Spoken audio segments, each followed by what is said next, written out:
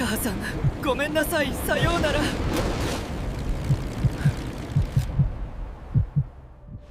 Pada tahun 1944, Jepang memperkenalkan unit tempur paling efektif dalam sejarahnya. Mereka bukan dilatih untuk menang, mereka dilatih untuk mati. Inilah kisah pilot kamikaze, pasukan yang keberhasilannya diukur dari ketiadaan jalan pulang. Dalam video ini kita akan bedah fakta tak terungkap mengapa para pemuda belia ini mau terbang ke neraka, apa yang membuat hidup mereka begitu menyedihkan, dan bagaimana konsep kehormatan Bushido disalahgunakan menjadi taktik keputusasaan. Kita akan melihat realitas pahit di balik propaganda yang menyatakan pengorbanan itu mulia.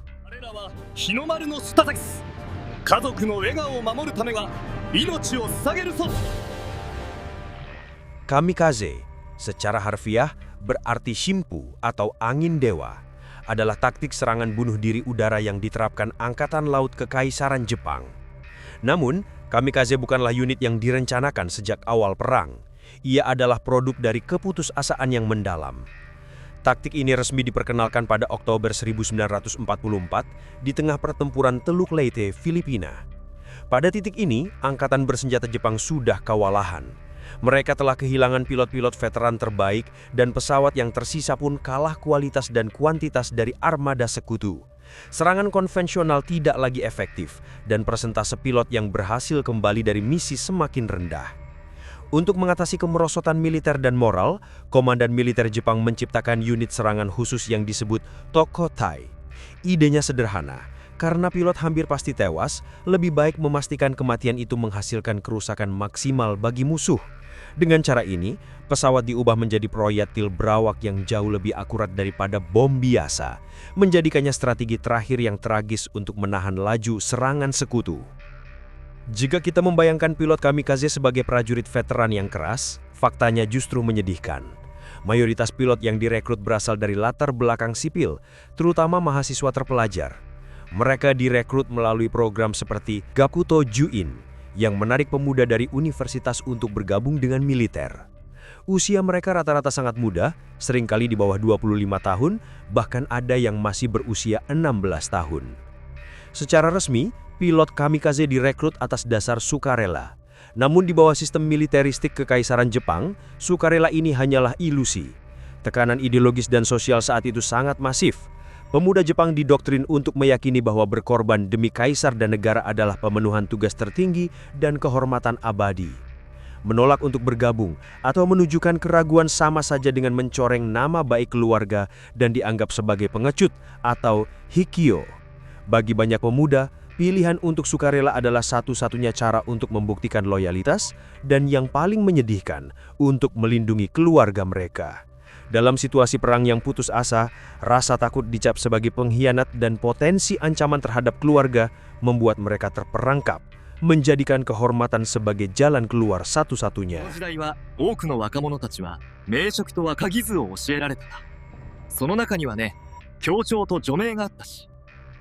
Masa pelatihan bagi calon pilot kamikaze merupakan proses yang dirancang tidak untuk meningkatkan keterampilan bertahan hidup, melainkan untuk memastikan kesuksesan dalam misi bunuh diri, sebuah pendekatan yang secara fundamental menghapus nilai kemanusiaan. Durasi pelatihan mereka seringkali sangat singkat, dipadatkan dalam hitungan bulan, karena kebutuhan militer akan pilot siap tempur sudah sangat mendesak di akhir Perang Dunia Kedua. Para pilot muda ini tidak mendapatkan fasilitas terbaik.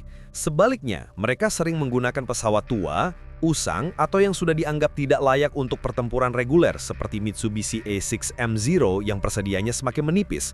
Kondisi pesawat yang buruk ini secara implisit menyampaikan pesan bahwa nyawa pilot tersebut sudah dinilai rendah bahkan sebelum mereka lepas landas. Pelatihan difokuskan pada kemampuan dasar navigasi dan manuver sekali jalan, bukan pada taktik pertempuran udara atau dogfight. Mereka harus mampu menerbangkan pesawat sejauh mungkin, menemukan kapal target, dan menabrakkannya dengan akurat. Bagian paling brutal dari pelatihan adalah indoktrinasi mental. Tujuan utama bukanlah keahlian terbang, melainkan penempaan psikologis untuk menekan rasa takut alami terhadap kematian. Yang pertama ada jargon kematian. Mereka dilatih dengan jargon yang jelas, berperang untuk mati. Instruksi dari komandan sangat tegas, kegagalan mencapai target berarti kegagalan total, dan kembali ke pangkalan tanpa menabrakkan diri adalah aib besar. Dalam banyak kasus, instruktur secara eksplisit mengatakan, jangan pernah berpikir untuk kembali. Kemudian ada penghapusan keraguan, di mana pilot dilatih untuk menganggap diri mereka sudah mati. Mereka harus membuang jauh-jauh segala bentuk keterikatan emosional terhadap kehidupan, keluarga, dan masa depan. Ini dilakukan untuk mengatasi konflik batin yang tak terhindarkan. Para penyintas kamikaze kemudian menceritakan bagaimana sistem tersebut secara brutal memaksa mereka untuk mematikan kehendak hidup mereka sendiri, menjadikan mereka mesin yang hanya memiliki satu fungsi. Lalu juga ada persiapan spiritual.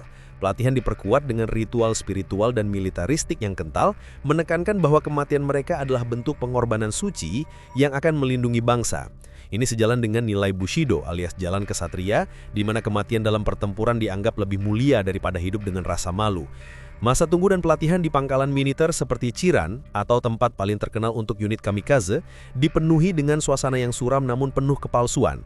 Mereka hidup dalam bayang-bayang kematian, bergaul dengan rekan-rekan yang semuanya tahu bahwa mereka tidak akan berumur panjang. Sisa waktu mereka dihabiskan untuk menulis surat terakhir kepada keluarga, surat wasiat yang penuh kepiluan, seringkali berisi permohonan maaf karena tidak bisa berbakti lebih lama. Pilot-pilot muda berusia 19 tahun yang bernama Fujio Wakamatsu menulis kepada ibunya bahwa dia akan pergi menaklukkan misi ini dengan senyum untuk terakhir kali dan berbakti pada sang ibu. Saat mereka melambaikan tangan kepada rekan-rekan di darat, mereka tahu ini adalah kontak terakhir mereka dengan dunia yang hidup. Misi kamikaze paling intens dan mengerikan terjadi selama pertempuran Okinawa pada April hingga Juni 1945. Dari segi skala serangan, Jepang melancarkan hingga 7 gelombang serangan kamikaze besar-besaran, melibatkan lebih dari 1.500 pesawat. Angkatan Laut Sekutu menjuluki serangan intens ini sebagai Kikusui, yang artinya bunga krisantum terapung. Taktik ini terbukti brutal dan efektif dalam merusak armada sekutu. Total, kamikaze menenggelamkan puluhan kapal dan merusak ratusan lainnya, serta menewaskan sekitar 7.000 personel sekutu. Kerusakan ini membuktikan bahwa strategi keputusasaan ini memang mematikan, tetapi tidak mampu mengubah akhir perang. Sisi paling menyedihkan adalah nasib pilot yang gagal. Karena pesawat mereka seringkali sudah tua, kegagalan mesin, kerusakan teknis, atau cuaca buruk seringkali membuat mereka gagal mencapai target dan terpaksa kembali ke pangkalan Jepang. Bagi pilot kamikaze, selamat adalah aib. Mereka yang kembali sering merasa malu dan gagal total, seolah-olah mereka telah mengkhianati rekan-rekan mereka yang sudah gugur. Kesaksian para penyintas seperti Takehiko Ena mengungkapkan rasa takut yang bercampur dengan rasa bersalah karena masih hidup, sebuah ironi kejiwaan yang menunjukkan betapa parahnya indoktrinasi yang mereka alami. Pilot kamikaze tidak diberikan kesempatan untuk memilih antara hidup dan mati. Mereka hanya diberikan pilihan untuk mati dalam kehormatan atau hidup dalam rasa malu yang tak terampunkan. Tragedi dan konflik moral yang dialami pilot ini pernah dieksplorasi secara fiksi. Misalnya dalam film Jepang seperti The Eternal Zero yang menggambarkan beban psikologis pilot kamikaze terhadap keluarganya. Ini menunjukkan bahwa dilema eksistensial mereka masih relevan dan menyentuh hingga kini.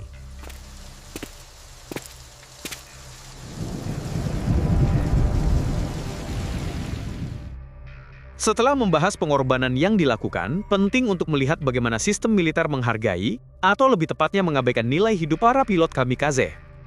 Sebagai anggota resmi Angkatan Laut atau Angkatan Darat Kekaisaran Jepang, pilot kamikaze memang menerima gaji atau tunjangan militer.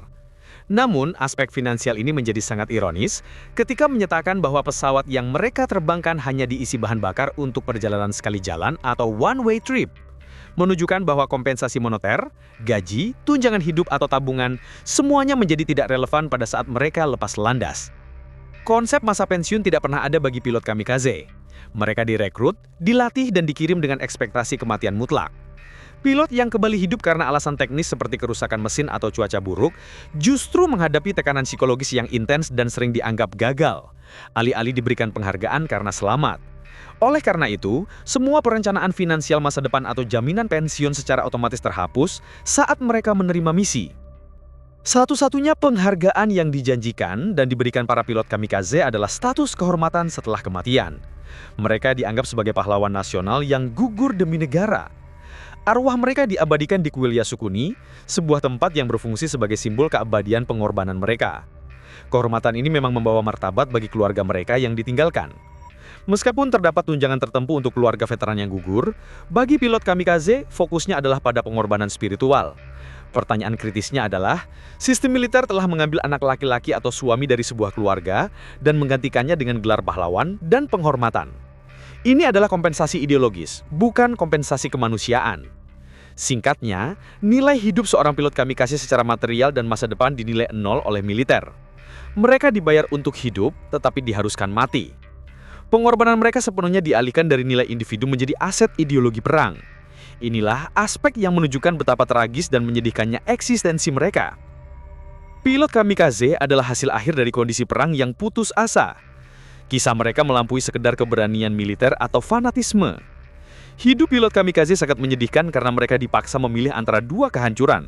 Mati sebagai pahlawan bangsa dengan membawa kehormatan bagi keluarga, atau hidup sebagai pengecut yang dicemooh dan berpotensi membahayakan keselamatan orang-orang yang dicintai. Mereka bukan pasukan yang memiliki pilihan rasional. Mereka adalah korban terakhir dari sebuah ideologi militaristik ekstrim yang menempatkan kepentingan negara di atas hak dasar manusia untuk hidup.